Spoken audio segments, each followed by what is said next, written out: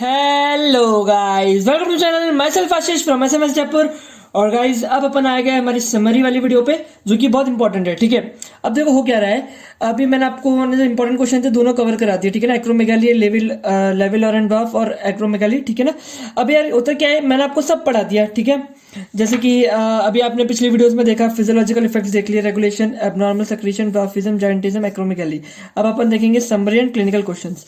यार होता क्या, देखो इतना सारा पढ़ाने के बाद भी अगर आना तो एग्जाम में क्लिनिकल क्वेश्चन है। ठीक है ना, एंडोक्राइन से आएगा ही क्लिनिकल क्वेश्चन।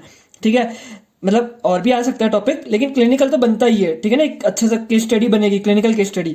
ओके, अगर इतना पढ़ाने के बाद भी अगर आप लोग केस स्टडी नहीं कर पाए ना, तो क्या ही मतलब इस चैनल का। ठीक है, तो इसलिए मैं आप लोगों की केस स्टडी इतनी स्ट्रॉन्ग कर दूंगा, आप सारी चीजें कवर कर लोगे। ठीक है ना, यहाँ तक कि मैं आपको बार बार बता रहा हूँ, ये सिर्फ फर्स्ट ईयर नहीं, सेकेंड ईयर का फार्मा पैथो दोनों कवर करेगा। ठीक है, फार्माकोलॉजी के लिए आपको देखना पड़ेगा, मतलब थोड़ा सा, बाकी पैथोलॉजी पूरी कवर हो जाएगी। यहाँ तक कि फार्माकोलॉजी भी हमारी क्लास में यही पढ़ाया था जो मैं भी आपको पढ़ा रहा हूँ। तो समझ रहे हो, इंटरनेशनल किताब से पढ़ा रहा हूँ, आपको बहुत अच्छा फील होगा और चीज़ें ज़्यादा आसान लगने लगेगी। ठीक है, और एक बात की समरी आप लोगों ने इसको कहीं या तो नोट कर लो या मेरे नोट्स ले लो। नोट्स नहीं लेना तो एटलीस्ट समरी तो मैंने जो लिखी है ना वो कोई नोट कर लेना, छोटी सी समरी बताऊंगा, क्योंकि बहुत सारे हॉर्मोन्स में कंफ्यूज होंगे। क्लिनिकल की स्टडी मेरे साथ साथ सोचने की कोशिश करना कैसे करनी है। ओके, स्टार्ट करते हैं। देखो समरी से चालू करते हैं। अरे हाँ, एक बात और, कुछ बच्चों ने कमेंट किया था यार कि वो मैंने ग्रोथ हार्मोन का वो नहीं बताया कैसे बर्स्ट और पल्सेटाइल मैनर में है।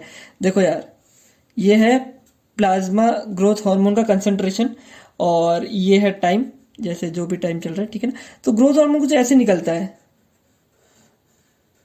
ठीक है ना, तो जैसे ये अपन अगर एक्सरसाइज करी तो अपना बहुत सारा ग्रोथ हार्मोन निकला। ये जैसे रात के 12 बज रहे, तो मान लो एवरेज एक इंसान 10, 10:30, 11 सो रहा है, तो 1-2 घंटे की डीप स्लीप के थोड़ा सा पहले ग्रोथ हार्मोन निकलता है।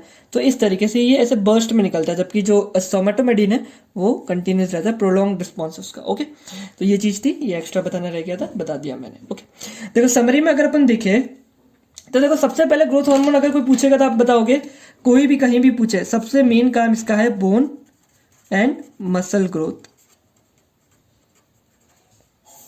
ठीक है, बोन एंड मसल ग्रोथ में सबसे मेन काम है। बोन के अंदर मैंने आपको बता दिया, increase in length and thickness दोनों करता है। अगर ऑलरेडी एडोलसेंस के बाद एपीफाइसिस फ्यूज हो चुकी है तो थिकनेस ग्रो करेगी, अगर एडोलसेंस से पहले तो लेंथ ग्रो करेगा। ओके, अगर इसके मेटाबॉलिक फीचर्स के बारे में देखें तो मैंने आपको हमेशा बताया है, अपने हमेशा एक ही चीज देखते हैं, कार्बोहाइड्रेट्स, ठीक है, और फैट्स। इसी सीक्वेंस में हमेशा अपन पढ़ेंगे, कार्बोहाइड्रेट्स, फैट्स और प्रोटीन्स। अब देखो ये मैंने पढ़ा दिया, अब आप लोगों को ट्रिक खुद बनानी चाहिए, फिर भी मैं आप लोगों को ये चीज करा रहा हूँ। बाकी पूरी फिजियोलॉजी आप अपने अच्छे तरीके से करेंगे। ठीक है ना, आप लोग कहेंगे तो मैं पूरे हर चैप्टर की एक समरी वीडियो बनाना चाहता हूँ। आप लोग बताइए कमेंट में क्या चाहते हैं। देखो इसके अंदर क्या होगा, CDE। ठीक है, conserve carbohydrate, decrease fat stores and enhances body protein. समझ लो, इस तरीके से याद करना है, CDE, conserves carbohydrate, decrease fat store, enhance protein. ठीक है ना, इससे ही पता पड़ रहा है कि ये प्रोटीन सिंथेसिस कराएगा। ठीक है, और फैट स्टोर डिक्रीज कर रहा है, इसका क्या मतलब है पता पड़ रहा है, ये कीटोजेनिक है, मतलब ज्यादा से ज्यादा फ्री फैटी एसिड्स ला रहा है। कंजर्व कार्बोहाइड्रेट मतलब हाइपरग्लाइसीमिया कर रहा है, मतलब डायबिटोजेनिक है। तो यार ये थी समरी, बोलो क्या दिक्कत है, कितने अच्छे से मैंने पढ़ा दिया, क्योंकि वो अच्छे से आप लोगों ने पढ़ा ना, इसलिए आपको समरी इजी लग रही है। आ गई बात समझ में। अब अपन कुछ केस करेंगे और टाइम ज्यादा नहीं लेंगे। ठीक है, स्टार्ट करें। ये केस स्टडी है। केस स्टडी के अंदर यार मेन काम मेरा यही है कि आप केस पहचान लो। ओके, बाकी यार क्या इफेक्ट्स आएंगे, अगर मान लो ये केस है अपने जायंटिज्म का, तो क्या इफेक्ट्स आएंगे क्या नहीं आएंगे। ठीक है ना, ये सब चीजें मैंने आपको पिछली वीडियो में बता दी है कि ट्रीटमेंट क्या करना है, इफेक्ट क्या है, कॉज क्या है। तो यही छोटे छोटे क्वेश्चन बनते हैं कि पहला तो आ जाएगा डायग्नोसिस बताओ, इफेक्ट बताओ, ट्रीटमेंट बताओ, तो वो सब चीज आपको पता पड़ गई है। अभी अपन यहाँ ये देखेंगे कि डायग्नोसिस कैसे करनी है। अब अ मेल फार्मर, ठीक है, 40-year-old with 3 children came to the OPD. He has complaints of headache, vomiting, polyphagia, polydipsia, polyuria and joint pain. 3 years before, कुछ 3 साल पहले, he has his increased shoe size and rings. ठीक है, no family history of symptoms, past history reveals no surgical operations and drug addiction. तो यार इतनी बड़ी case study है, आपको पूरी समझ में आ गई कि यार एक मेल फार्मर है, अपने काम की बातें यहाँ की, उसकी एज कितनी है, देखो 40 years old है।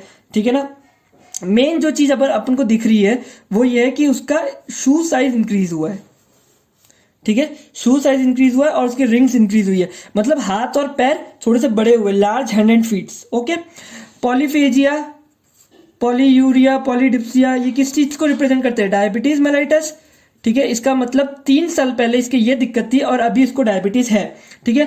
हेडेक है, इसका मतलब हो सकता है कुछ CNS के लेवल पे कुछ प्रॉब्लम्स चल रही है। यहां तक आगे बात समझ में। देखो यार, जो भी आप लोग आज की तारीख में आपके फर्स्ट ईयर में केस आ रहे हैं वो कोई भी कोई जनरल मेडिसिन से रिलेट मत कर लेना, क्योंकि वो एक अलग चीज है। अभी आपको बहुत बेसिक केस दिए जाते हैं कि आपको जितनी बीमारियां पता है उसी के अंदर सोचो, वरना होने में तो बहुत कुछ हो सकता है।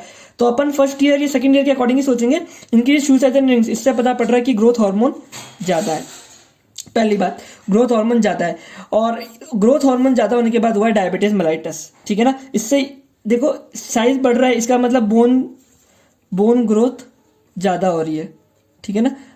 Bone growth of hands and feet ज्यादा हो रहा है, ठीक है। और उसके बाद हुआ डायबिटीज मेलाइटस, तो अपन कुछ रिलेट कर पा रहे हैं, ठीक है। कहीं भी इसने हाइट ज्यादा इंक्रीज की बात नहीं करी है। अगर हाइट ज्यादा इंक्रीज की बात करता तो अपन जाइंटिज्म के बारे में सोचते, ठीक है ना, कि अगर हाइट इंक्रीज होने के बाद डायबिटीज हो रहा है। क्योंकि डायबिटीज क्यों हो रहा है? क्योंकि ग्रोथ हार्मोन हाइपरग्लाइसेमिक है। अभी मैंने आपको बताया डायबिटोजेनिक भी है, तो इसका मतलब ग्रोथ हार्मोन बढ़ा हुआ है और 40 ईयर्स है। इसका मतलब ये है केस एक्रोमेगाली का। This is the answer. आ रही है बात समझ में? केस पहचान पा रहे हो? एक्रोमेगाली का केस है। हो सकता है यार हेडेक किसी ट्यूमर की वजह से हो रहा हो, ठीक है ना, तो आप कुछ ऐसा सोच सकते हो। कोई फैमिली हिस्ट्री नहीं है, कोई सर्जिकल ऑपरेशन कुछ हो रखा नहीं है, ये तो एक्स्ट्रा चीज है। ये सब चीजें जनरल मेडिसिन के एक स्टूडेंट को बहुत अच्छे से समझ में आएगी। हालांकि मैंने खुद ने आज तक जनरल मेडिसिन नहीं पढ़ी, तो मैं आपको बता भी नहीं सकता मैं कहना क्या चाह रहा हूँ, क्योंकि मुझे खुद को समझ नहीं आ रहा।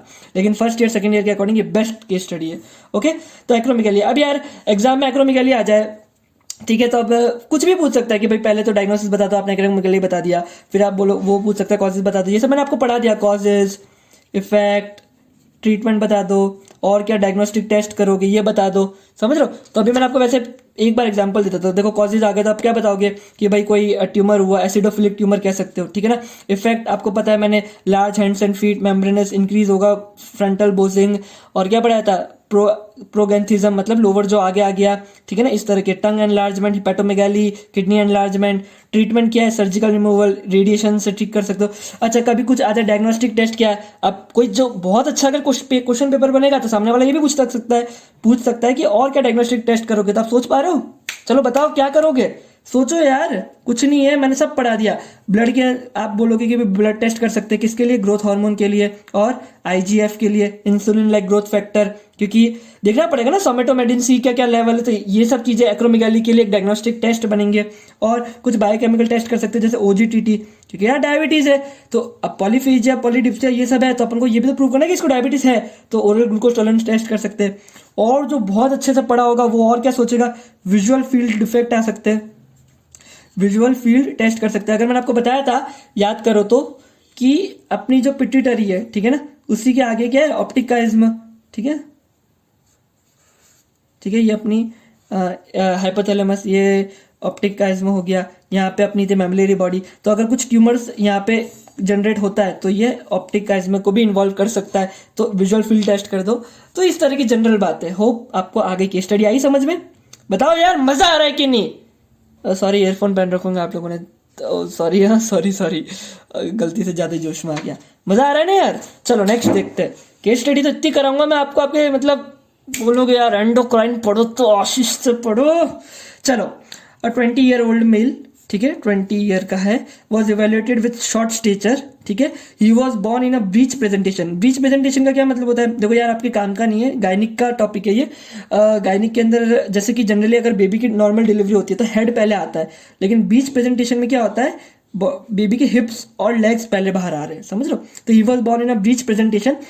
Family pedigree didn't disclose any growth disorders, मतलब कोई जेनेटिक डिसऑर्डर नहीं है।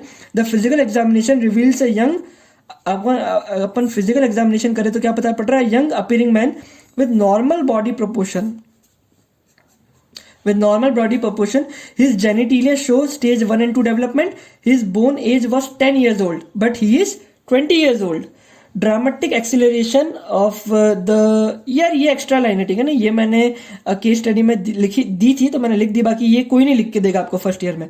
Dramatic acceleration of the growth rate was obtained by HGH therapy. कहने का मतलब है कि जैसे अपने ह्यूमन ग्रोथ हार्मोन दिया तो एक अच्छा खासा एक्सिलरेशन देखने को मिला ग्रोथ रेट के अंदर। तो और अब एक मेडिकल स्टूडेंट की लैंग्वेज में चीज़ों को समझेंगे। ये तो थी एक नॉर्मल केस स्टडी ठीक है ना। एक 20 ईयर ओल्ड मेल है और कुछ पता पड़ रहा है कि डिलीवरी के टाइम पे कुछ प्रॉब्लम हुई है। सबसे मेन चीज शॉर्ट स्टेचर है, मतलब हाइट छोटी है, तो सीधी सी बात है कि ये ड्वार्फ है ठीक है ना। छोटा हाइट में कोई जेनेटिक नहीं है और नॉर्मल बॉडी प्रिपरेशन। देखो यार एक बात हमेशा ध्यान रखना, मैंने ये तब नहीं पढ़ाई थी जब ग्रोथ हार्मोन पढ़ाया था। क्यों? क्योंकि यार मुझे लगा ये जब थायराइड आएगा जब पढ़ाऊंगा तब ज्यादा चीजें समझ में आएगी, बट मुझे ऐसा लगा यार अगर ऐसी केस स्टडी आ गई तो पहचानोगे कैसे। देखो दो तरह के ड्वार्फ होते हैं, एक होता है पिट्यूटरी ड्वार्फ, एक होता है थायराइड ड्वार्फ ठीक है। थायराइड ड्वार्फ किसकी वजह से होता है? कुछ थायराइड हार्मोन के एबनॉर्मल सिक्रीशंस की वजह से, क्रिटिनिज्म। पिट्यूटरी ड्वार्फ कब होगा? जब ग्रोथ हार्मोन कम होगा। और एक सो कैरेक्टरिस्टिक फीचर है थायराइड ड्वार्फ के अंदर, डिस्प्रोपोर्शनेट ग्रोथ होती है ठीक है तो दोनों छोटे पर इसमें डिस्प्रोपोर्शनेट ग्रोथ है, इसमें नॉर्मल प्रोपोर्शन में ग्रोथ हो रही है। आप मेरी बात समझो क्या कहना चाह रहा हूं। देखो अगर एक पेशेंट है जिसका हाथ छोटा है, पैर छोटे, तो ये 20% से छोटा है, हाथ भी 20% से छोटे है और ये इसका ट्रंक वाला हिस्सा भी 20% से छोटा है, तो मतलब एक प्रोपोर्शनेट ड्वार्फ है ये, समझ लो पिट्यूटरी ड्वार्फ है। लेकिन अगर थायराइड ड्वार्फ होता तो मान लो हाथ तो होता क्या, पैर होता 30% से छोटा, हाथ होते 50% से छोटे, समझ लो। तो मतलब इनप्रोपोर्शनेट ग्रोथ है, डिस्प्रोपोर्शनेट ग्रोथ है ओके। तो यहाँ पे क्लियरली लिखा हुआ है कि फिजिकल एग्जामिनेशन करने पे पता पड़ रहा है कि इसमें नॉर्मल बॉडी प्रोपोर्शन है, हाइट में छोटा है, मतलब स्टेचर छोटा है, इसका शॉर्ट स्टेचर है, शॉर्ट बॉडी है, लेकिन नॉर्मल बॉडी प्रोपोर्शन है। और साथ में अब आपके एक और चीज, स्टेज 1 और 2 डेवलपमेंट, मतलब कहने का मतलब ये सेक्सुअल फंक्शन भी इसमें नहीं है, मतलब कह सकते हो अंडर डेवलप्ड सेक्सुअल ऑर्गन है ठीक है ना। एक चीज तो ये पता पड़ गई। ये सारे कैरेक्टर्स आपको दिखा रहे हैं कि ये एक पिट्यूटरी ड्वार्फ का केस है जो कि ग्रोथ हार्मोन के कम होने की वजह से होता है। पिट्यूटरी ड्वार्फ का केस है जो कि ग्रोथ हार्मोन के कम होने की वजह से हो रहा है, बाकी कुछ भी नहीं है बताने लायक। बोन एज 10 ईयर्स ओल्ड, इसका मतलब इसकी बोन बहुत छोटी है, सब कुछ वही बता रहा है। भैया पहचान पा रहे हो ना, मैं कुछ ज्यादा तो नहीं बोल रहा, आप लोग में से परेशान तो नहीं हो गए ना। मैं कोशिश कर रहा हूँ जितना समझा सकूँ समझाऊँ। अगर मैं आपको बताऊं शॉर्ट स्टेचर मेन चीज ठीक है ना, रिवील फैमिली, यार अगली बार मैं हाइलाइटर लेके आऊंगा, मैं हाइलाइटर लाना भूल गया। Normal body proportion, short stature से पता पड़ा ड्वार्फ है, नॉर्मल बॉडी से पता पड़ा पिट्यूटरी ड्वार्फ है। और कंफर्मेशन के लिए सामने वाले ने दिया है कि स्टेज 1 और 2 डेवलपमेंट का चल रहा है, मतलब सेक्सुअल फंक्शन नहीं हुआ है। ये किसका केस था? पैन हाइपो पिट्यूटरिज्म, याद है? पैन हाइपो पिट्यूटरिज्म मैंने क्या बताया था? TSH कम है मतलब हाइपोथायराइडिज्म, ACTH और ग्रोथ हार्मोन कम है, ड्वार्फ रहेगा। और क्या बताया था? बताओ बताओ बताओ।